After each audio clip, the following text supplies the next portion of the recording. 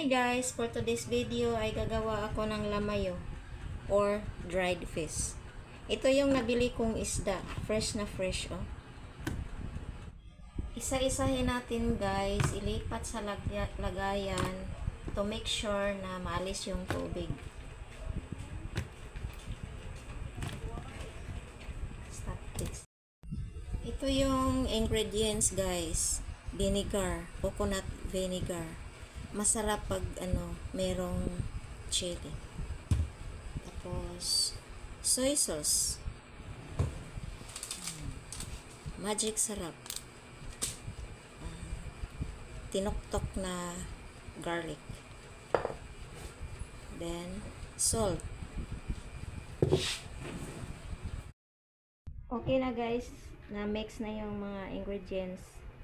Leave this for 15 to 30 minutes bago ibilad ng araw para susuot yung timpla niya. Yan guys, ibilad na namin. Meron ako ang net na dried fish net. Nabili ko ito guys sa Lazada. Meron siyang zipper.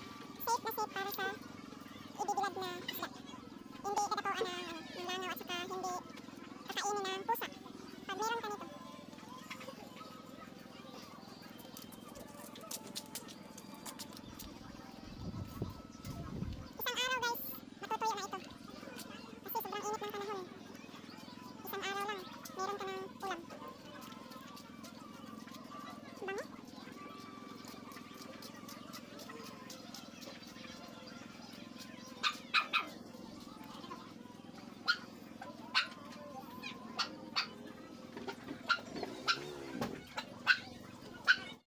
Meron ka nito guys, no need na back to back yung isda kasi matutuyo na siya kasi net siya.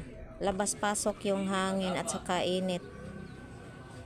So ang ganda talaga guys pag meron ka nito.